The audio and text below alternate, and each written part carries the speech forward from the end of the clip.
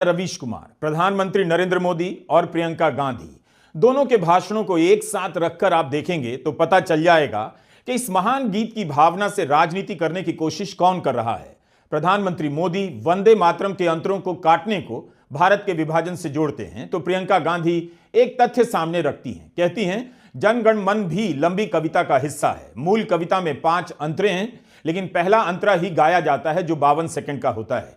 तो ऐसा नहीं कि वंदे मातरम का ही अंतरा छोटा किया गया है। हमारा राष्ट्रगान भी एक कविता का एक अंश ही है, एक लंबी कविता का एक अंश है।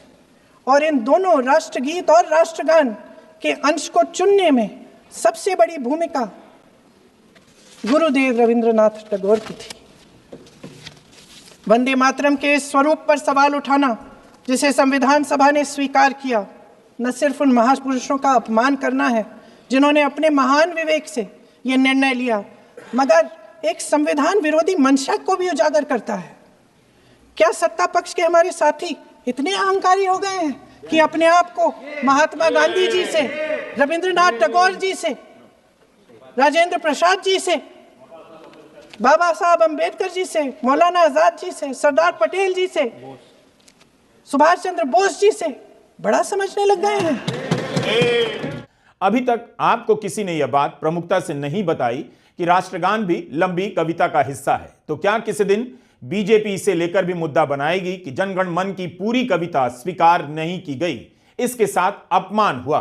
प्रियंका गांधी के इस तथ्य से बहस को देखने का एक नजरिया तो मिलता है, मगर आपको यह भी याद रखना है कि वंदे मातरम का विरोध, राजनीतिक विरोध, उसका संदर्भ जनगण मन से काफी अलग है। अफसोस इस बात को लेकर होता है जब भारत के प्रधानमंत्री वंदे मातरम को याद करते हैं तो याद करते वक्त उदारता नहीं बरत सके। 7 नवंबर को विज्ञान भवन में प्रधानमंत्री मोदी के भाषण और 8 दिसंबर को लोकसभा में उनके भाषण की कॉपी जिस तरह से प्रियंका गांधी ने चेक की, उससे खुश होने का मन नहीं हुआ, बल्कि अफसोस हुआ कि जनता के तमाम मुद्दों को छोड़कर अगर वंदे मातरम पर बहस ही करनी थी तो प्रधानमंत्री का भाषण कम से कम ऐतिहासिक तथ्यों के मामले में समावेशी होना चाहिए था।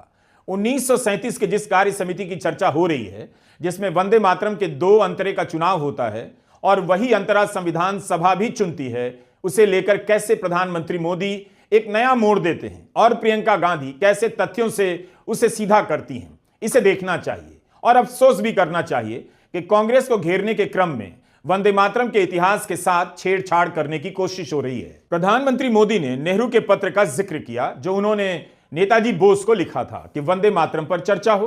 प्रियंका गांधी ने याद दिलाया कि इस पत्र से 3 दिन पहले नेताजी बोस ने नेहरू को पत्र लिखा कि वंदे मातरम पर कार्य समिति में चर्चा होनी चाहिए। 1937 में नेताजी सुभाष चंद्र बोस कांग्रेस का अधिवेशन कलकत्ता में होने जा रहा था, उसका आयोजन कर रहे थे।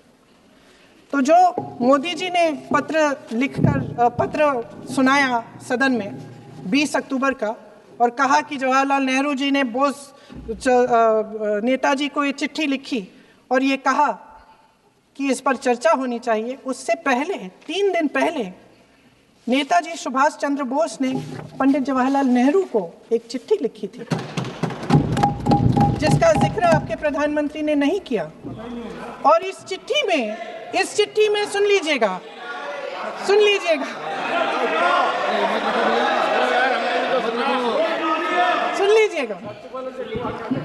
आप नेताजी के लफ्ज नहीं सुनना चाहते? बंगाल का चुनाव आ रहा है।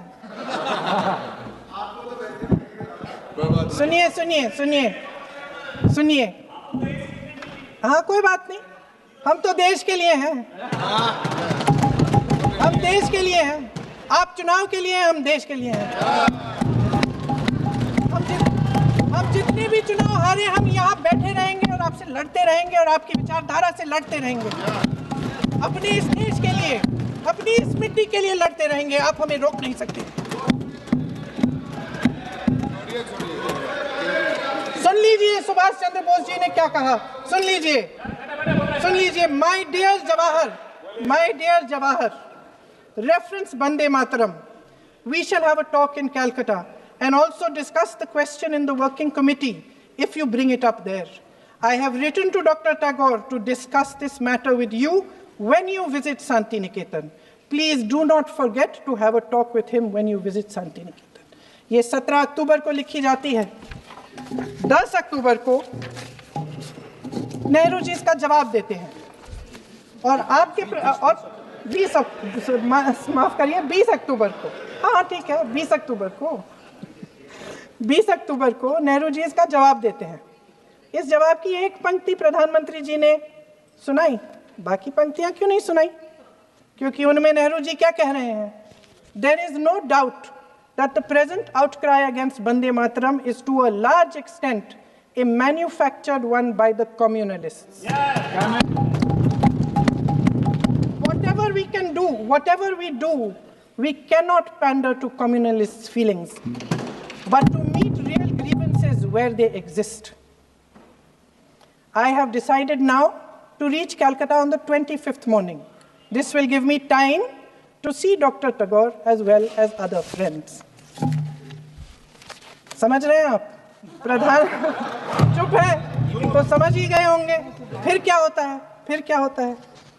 फिर नेहरू जी कलकत्ता जाते हैं और गुरुदेव जी से मिलते हैं और उसके अगले दिन गुरुदेव जी एक चिट्ठी लिखते हैं जिसमें वो लिखते हैं, अंग्रेजी में चिट्ठी है, उसका एक अंश मैं आपको हिंदी में बता देती हूँ, जिसमें गुरुदेव जी कहते हैं कि जो 2 अंतरे हमेशा गाए जाते थे उनका महत्व इतना गहरा था कि उस हिस्से को कविता के शेष हिस्से तथा पुस्तक के उन अंशों से अलग करने में उन्हें कोई कठिनाई नहीं थी।